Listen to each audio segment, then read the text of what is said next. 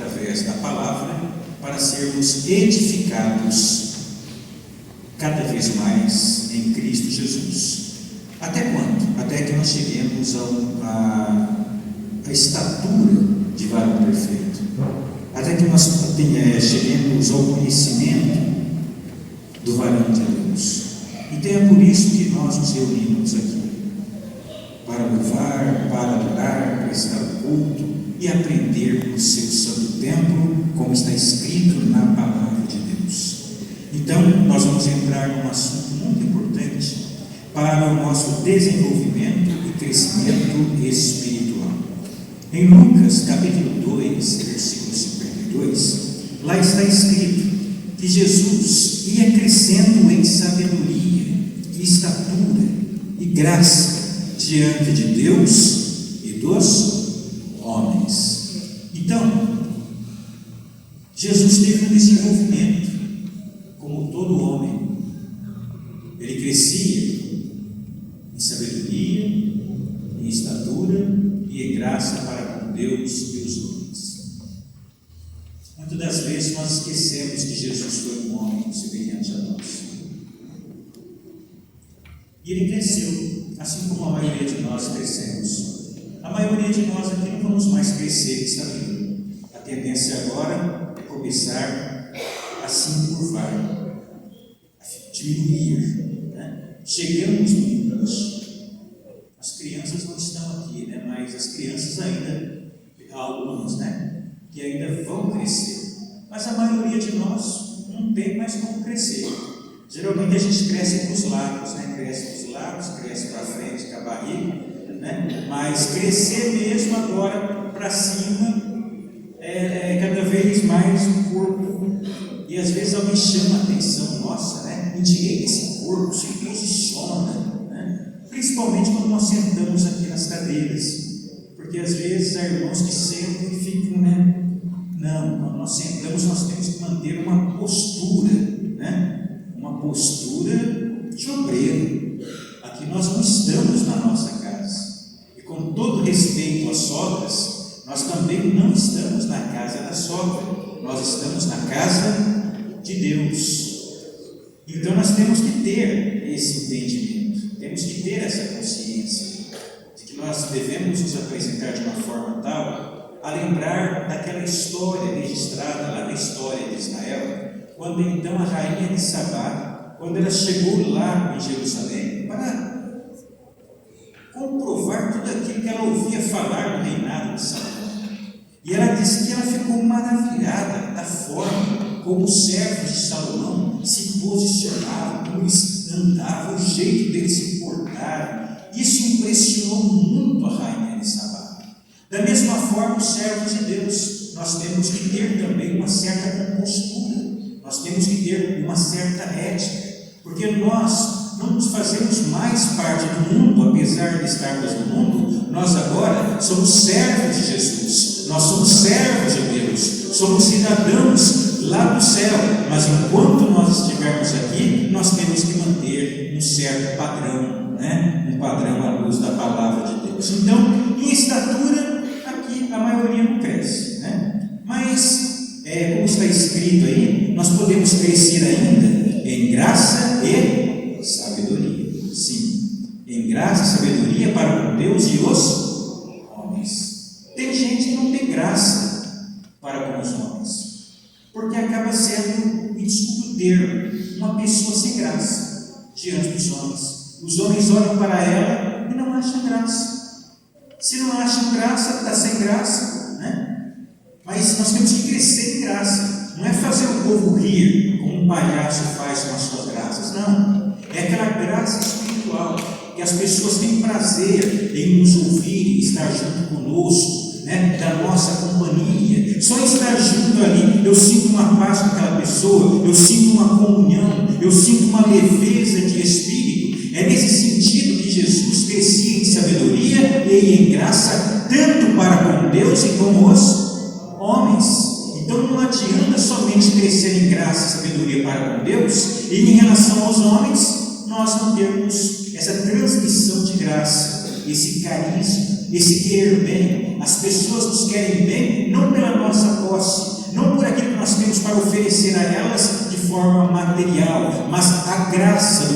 Espírito Santo em nossas vidas, irradiando de uma forma tal que as pessoas percebem: aquele homem é um homem de Deus, aquela mulher é uma mulher de Deus. Lembram de Eliseu? Eliseu era um homem, um santo homem de Deus. Está escrito ali que ele não era homem de Deus, mas sim um santo homem de Deus. Homem de Deus todo homem é, mas santo somente aqueles que crescem em graça diante de Deus e para com os homens. E fez com que aquela mulher que era rica e abastada conversasse com o marido dela: olha, vamos construir aqui um cômodo no fundo da nossa casa e vamos colocar lá uma mesa, vamos colocar lá uma cadeira, vamos colocar um candeeiro, vamos lá colocar uma cama, para que quando o servo de Deus venha para essas bandas, ele tenha um lugar para descansar. Veja que não foi ele que pediu, mas a graça de Deus que estava nele fez com que as portas se abrissem de uma forma tal que não houve falta na vida daquele servo do Senhor. Então, nós precisamos crescer em graça e conhecimento diante dos homens e de Deus. Quando nós começamos a crescer em graça e em conhecimento, sabedoria diante de Deus, automaticamente nós começamos também a crescer em graça diante dos homens e também em sabedoria. E isso como um reflexo da parte de Deus nas nossas vidas. Trazendo esse texto para o nosso dia a dia. Sabemos então que crescer em estatura não adianta, mas em relação à sabedoria, nós precisamos crescer e em graça também. E na passagem de apreço que nós acabamos de ler, nós vemos aqui o registro de um problema familiar. Desde que o mundo é mundo, mas que cada geração que aporta nele precisa saber lidar com ele. Os problemas existem, mas nós precisamos saber lidar com os nossos problemas. Porque se nós não sabermos lidar com ele vai colocar nos bolsos, ele vai acabar com a nossa vida, ele vai tirar a nossa paz, ele vai roubar a nossa comunhão com o Senhor. Então é preciso saber lidar com os problemas que aparecem no dia a dia da nossa vida. E faz parte da vida a manifestação dos problemas. O que não faz parte é nós sermos pisados pelos problemas, sermos derrubados pelos problemas. Tal como Jesus andou sobre as águas do mar da Galileia, aquelas ondas representam os problemas da vida, de uma forma figurada. Veja que Jesus está andando sobre as ondas do mar, diante de um forte vento que bate no peito dele, mas mesmo assim, ele vai andando sobre as ondas do mar, sobre as águas do mar. Então, as águas do mar, a agitação do mar, representam os problemas da vida. Mas quando nós estamos com Jesus, nós andamos por sobre as ondas do mar. Nós andamos sobre os problemas. Os problemas se manifestam, num primeiro momento, a gente leva um susto, porque o problema chegou e a gente não esperava. Mas aí nós nos recompomos a nossa postura e começamos a lidar com o problema, porque ele está querendo nos aperfeiçoar. Sim, o problema ele não vem assim por acaso, não. O problema ele chega como uma ferramenta para preparar a nossa vida espiritual. Então, nós vamos lembrar que quando se faz uma mesa, uma porta, se busca lá na floresta a madeira. Mas a madeira, quando é extraída da floresta, ela vem lá, o tronco, com os seus galhos, com a sua casca, com os seus nós. E então a madeira, o tronco vai passar pela marcenaria. E quando chega na marcenaria, começam os instrumentos a entrar em ação para fazer com que daquele tronco saia um instrumento de serventia, uma cadeira para se sentar, uma porta para se abrir, uma mesa para se colocar as coisas. Quantas coisas não é feito com a madeira? E de utilidade. Mas por quê? Porque ela passou por um processo de aperfeiçoamento.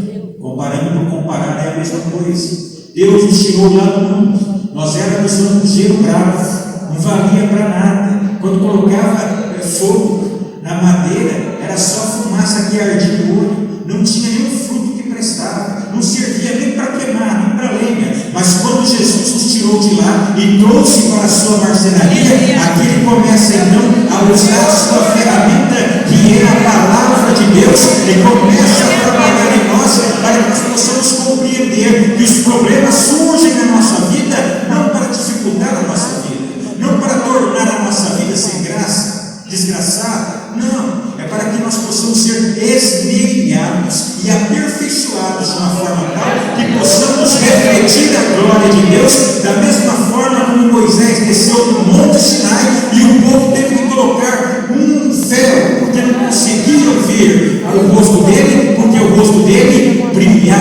porque ele tinha a graça de Deus na sua vida. E assim, então, os problemas surgem para transformar a nossa vida. O problema surge não para acabar, não para destruir. O problema vem para te provar, para te preparar para você se tornar uma pessoa melhor, espiritualmente e até socialmente falando. Então, José, aqui no tocante ao estudo, ele está com um problema familiar.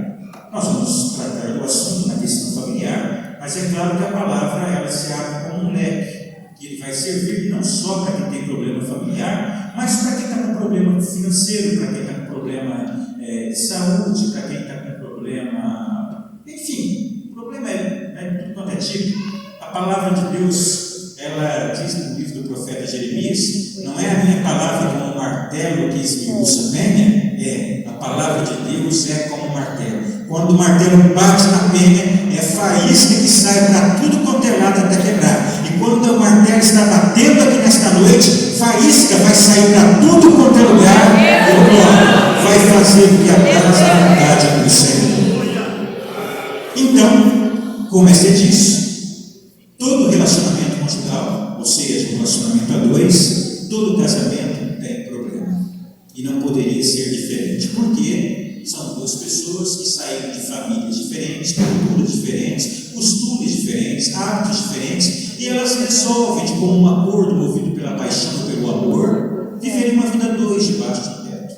E aí, tudo bem, quando começam a viver a dois propriamente dito, porque já não estão na casa dos pais, começam a surgir os problemas. Até aí, todo mundo sabe, né? Casamento perfeito, sem atrito, sem discussão, sem arranhão, não existe nesse mundo. E se alguém falar, aquele ali eu vou dizer que é um casamento falso. Casamento, para ser perfeito, tem que ter alguns probleminhas. Porque se não tiver, não é desse mundo.